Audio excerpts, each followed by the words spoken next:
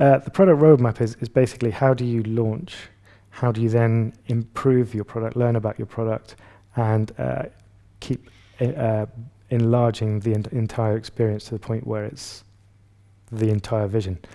The old way of doing things, where you needed to launch a perfect product, a finished product, and make a huge shebang about the whole thing.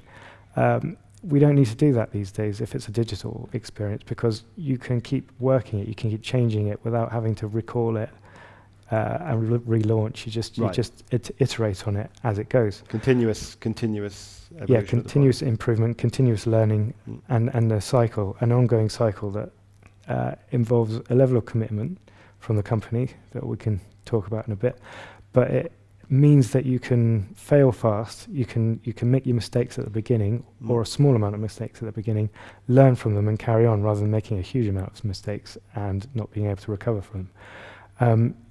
One thing you need to learn about at this point is you need to develop your product alongside your communication strategy.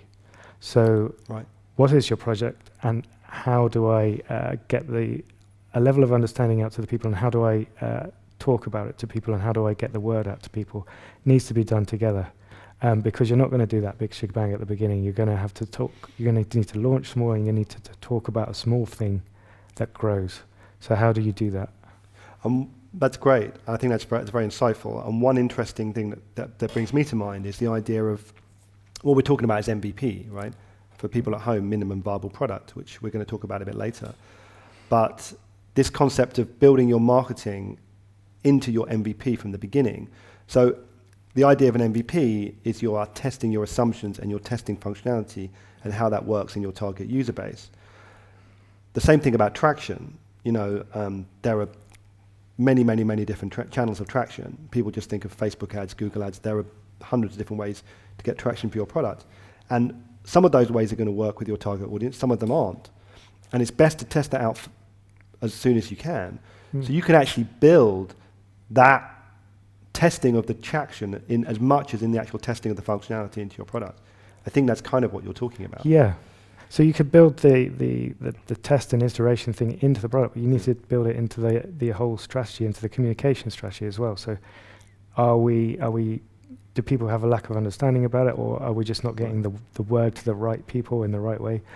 All of that you can fail quickly about, and you can keep it iterating so that you're mitigating the risks and enhancing the thing as a whole in an intelligent way, using proper feedback and proper understanding of the product and the messaging and the branding all at the same time. So how would you actually go about getting feedback on the messaging? Because obviously with the product, it's more straightforward. If you put some analytics packages in there, you can see how people are actually using it. It's not straightforward, but it's tried and tested, if you like. So we know how to do that. We know how to see who's clicking on what, how they're interacting with it. When you're talking about communication, that's talking about the image that the end user has in their mind of your product. And how do you actually go about tracking that and seeing whether your communication's working? So you can do that in a number of ways. You can do that before you've launched. You can do it in the same way that you would do the product. You can set up a controlled environment, introduce the thing and the communication, and see whether it resonates with the testing audience. And then as you go along, you can start to A/B test things. You can put a certain level of messaging in front of a certain group of people, and you can put it at a certain level in another.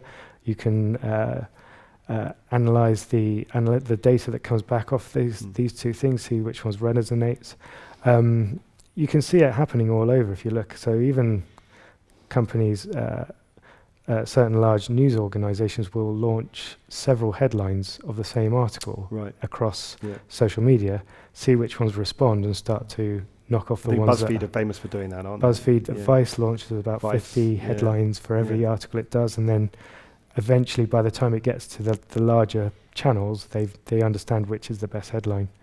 And that's why all of their stuff's so catchy and sticky. Interesting. And you can do that with all of your marketing to a certain level at the beginning, before you commit to major online above-the-line campaigns, basically. So it just really comes down, it's almost approaching your marketing with the same attitude as you might approach your product development. with the whole lean methodology that we all talk about. It's bringing that into the marketing, the communication almost. Approaching your marketing, approaching your branding, the copy on your website, all of that can be rolled out in a way that we can continue to learn upon it, so that by the time you get to the point where you need an above-the-line campaign, you've nailed all of it together, it works together, and you've got a deep understanding of the entire thing.